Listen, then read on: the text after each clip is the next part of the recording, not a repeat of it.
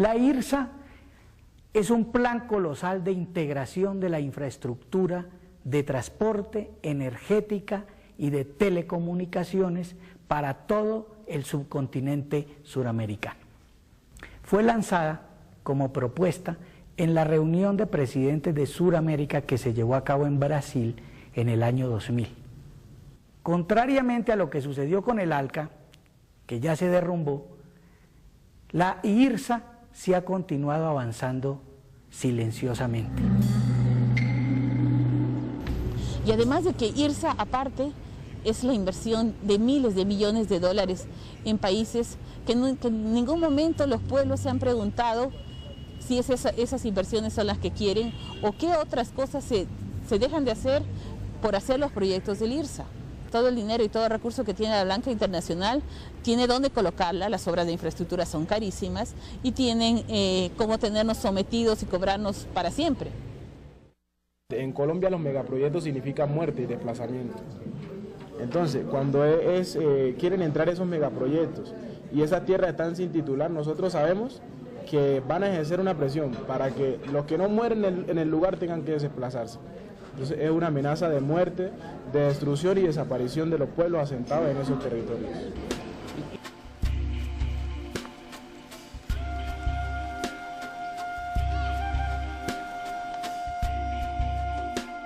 Según los índices de desarrollo humano, el Ecuador es un país bastante pobre, pero es un país que se ha empobrecido por el petróleo. Y si nosotros miramos a todos los países que son petroleras, esta es una historia que se repite. Mientras más dependencia tenemos al petróleo, tenemos índices de desarrollo humano más bajos.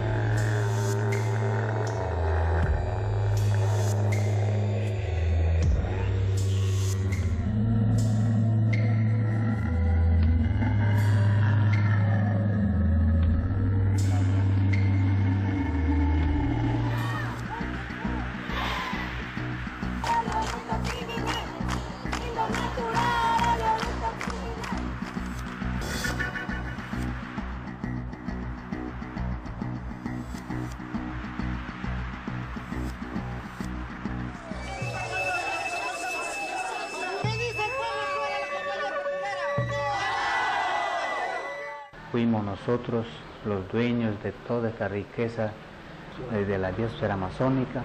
Hoy en día somos pues los dueños de la contaminación, somos los dueños de la pobreza, somos los dueños de la enfermedad.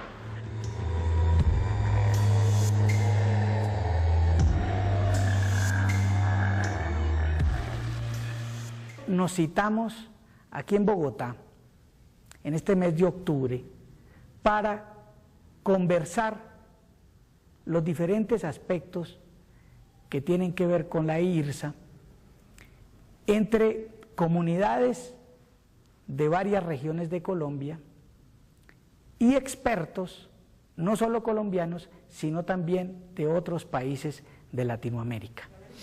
¿Cómo dice ese documentito, Margarita? ¿Cómo se presenta la IRSA? ¿Cómo se presenta la IRSA? Porque es que no es el IRSA, es el primer Sí. La IRSA, La iniciativa. Es el mismo principio de la viva también se desapareció. Uno de los objetivos más grandes que puede prevalecer aquí en este contexto de trabajo es la unidad entre pueblos, entre las comunidades indígenas afrocolombianas y las comunidades indígenas, con un solo principio, que es la defensa del territorio. Como lo denominamos los indígenas, la tierra es la madre de todos, el ser humano. Si nos hacen el daño, lógicamente se nos va a desbaratar nuestra realidad, nuestro pensamiento, se desbaratan nuestras espiritualidades de nuestros médicos tradicionales, ¿sí? Donde se va a descomponer la cosmovisión del pueblo guaunán y el pensamiento de toda una cultura. Últimamente, en estos 2-3 años atrás, se ha venido implementando una fuerza de despliegue del gobierno bastante impresionante y eso hace que nosotros las comunidades indígenas quedemos en medio del conflicto, porque hay, como lo decía Wilson, hay los actores armados, existen los legales y los ilegales allá. En medio de eso, la fuerza pública se entraba a nuestros territorios y nos ha desplazado cantidades de gente. Últimamente estuvimos más de 3.000 desplazados del resguardo indígena de Magüí, Cuascoaví, Cuchilla del Palmar, Cumbás, todo ese tipo de cosas. Este es el momento de que la gente, todavía algunos no han entrado por temor. El Tratado de Libre Comercio necesita infraestructuras, tanto viales, infraestructuras eléctricas, infraestructuras en telecomunicaciones, necesita unos soportes para poder circular y para poder materializar esa noción del Tratado de Libre Comercio, porque es la circularidad de la mercancía, es el flujo de la mercancía. Comprende una integración longitudinal, es decir, de sur a norte, y una dimensión transversal de la integración que trata de comunicar el océano Atlántico con el océano Pacífico. Tal como está prevista, comprende 10 ejes de integración del transporte.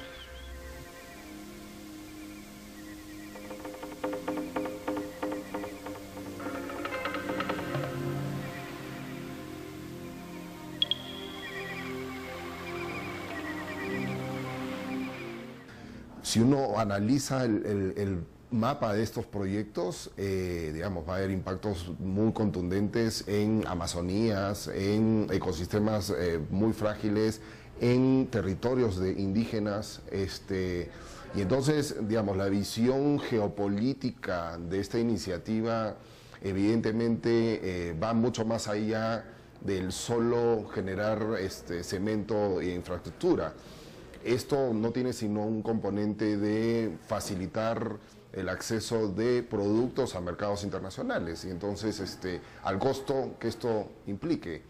Y entonces los beneficiarios básicamente van a ser aquellos que se dediquen a realizar este tipo de agroexportación y a estas grandes multinacionales de granos o de algunos de estos otros productos que se cotizan y se valorizan en bolsas internacionales. Steeds sneller maakt het tropisch regenwoud plaats voor veeteelt of uitgestrekte landbouwgebieden. Want de wereld heeft voedsel nodig. Palmolie uit Indonesië en soja uit Brazilië. Nederland is een van de grootste importeurs en de gevolgen zijn dramatisch.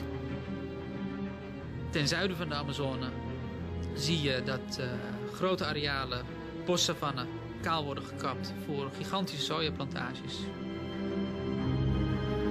A soja é a moeda mais forte que o Brasil tem hoje.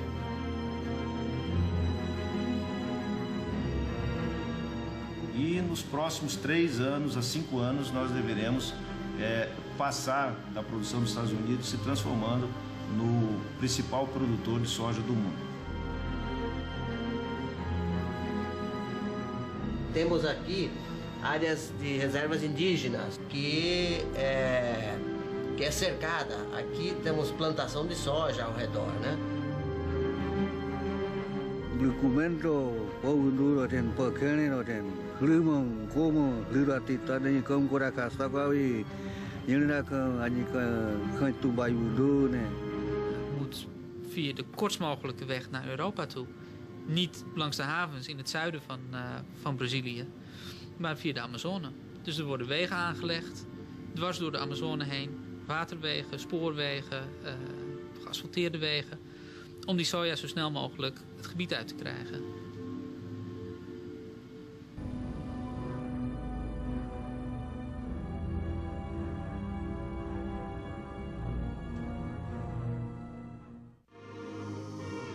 Esto implica una gran intervención sobre la geografía del continente, que podríamos llamar más bien una guerra contra la geografía, porque todas las características del paisaje natural del continente, en la mirada del libre comercio, se convierten en obstáculos.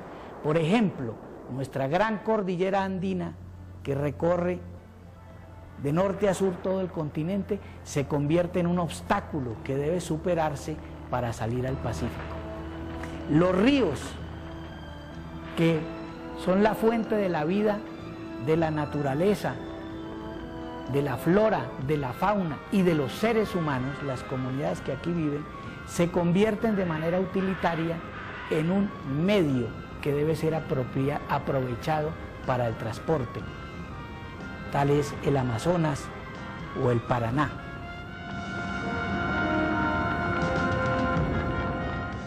Los dueños del río, la hidrovía Paraguay-Paraná, el negocio de los recursos en América Latina. El proyecto Hidrovía es una mega obra pensada para aumentar la capacidad de tráfico de productos, agrícolas, minerales y combustibles, haciendo viable el transporte de grandes cargas a través de los ríos Paraguay y Paraná. Los países comprometen dineros públicos para una mega obra que beneficia inversionistas, principalmente del primer mundo, que especulan con las posibilidades de aumentar la explotación de los recursos de la región. Un plan pensado para garantizar la navegación continua de trenes de barcazas del largo de hasta 3 estadios de fútbol, día y noche, los 365 días del año, a lo largo de 3.400 kilómetros de río. Ya Venezuela inició con el famoso tendido hacia Brasil, que atraviesa una gran zona frágil en Venezuela que se llama la Gran Sabana. Es una zona donde habitan la etnia indígena Pemón, y esta zona es el macizo guayanés, prácticamente la formación de la tierra de nuestro planeta. Es una tierra con una debilidad ecológica muy fuerte, por ella atraviesa el tendido eléctrico que le da energía a Brasil, con una situación bien contrapuesta, que hay muchísimas poblaciones en el mismo estado Bolívar y cercanas al estado Bolívar que no tienen electricidad. El otro gran megaproyecto que existe en Venezuela es el gasoducto del sur. Es aproximadamente un gasoducto de 12.000 kilómetros, va a atravesar de norte a sur el país, en la parte oriental va a atravesar la Gran Sabana y de ahí va a llegar hasta Brasil. Va a haber dos ramificaciones, una que va a llegar hasta Brasilia y una que va a atravesar la costa brasileña, que va a pasar por Río y Sao Paulo y después va a bajar hacia el Uruguay, y del Uruguay va a llegar hasta Buenos Aires, Argentina. Y también al mismo tiempo, con este plan como columna vertebral, se van a unir otros gasoductos como el de Bolivia, que se está planificando, el de Ecuador, entre otros. Este gasoducto tiene un costo aproximado de unos 26.000 millones de dólares. IRSA hace, y así lo estableció en Bolivia, los corredores de integración. Y esos corredores son la vinculación de una frontera con otra frontera para que se lleve la mercancía a los puertos, o de los puertos lleguen al gran mercado brasilero, argentino, al mercado del Mercosur. Por otro lado, también los proyectos de Río Madera, que si bien no se van a realizar en Bolivia, que hasta el momento están parados a pesar de las muchas iniciativas que se han hecho, sí se van a realizar, o se están avanzando, la construcción de 2 represas en el Río Madera de Bolivia, el río al cual confluyen todos los ríos amazónicos bolivianos.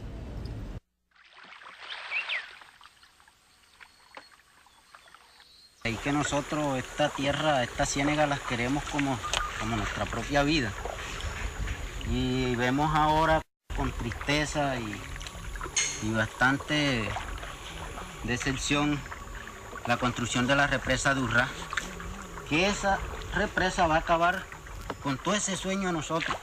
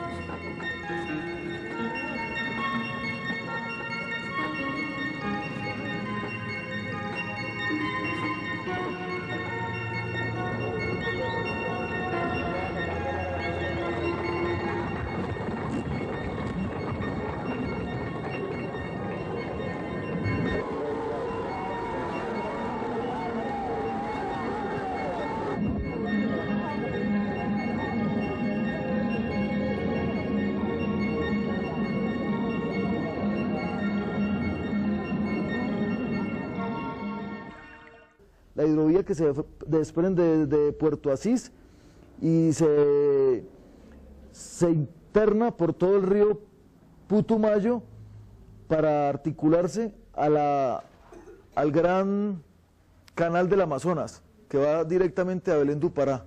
Esos son los tramos como más concretos que se encuentran en esta zona, y lo que decíamos ayer, aquí en esta zona es donde mayor concentración de tenencia de tierra hay por parte de los resguardos indígenas de la zona sur de Colombia.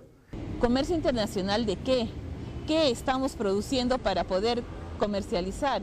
Si lo que necesitamos es comercializar probablemente con el pueblo vecino, pero al que hay que llevar los productos, qué sé yo, caminando por 10 horas y en el hombro, no requerimos esas autopistas de grandes velocidades, de circulación rápida.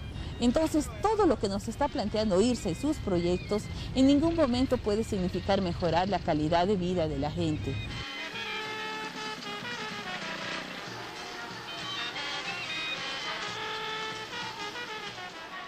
Como se ha visto, son muchas las críticas que hay sobre los proyectos que forman parte del plan del IRSA.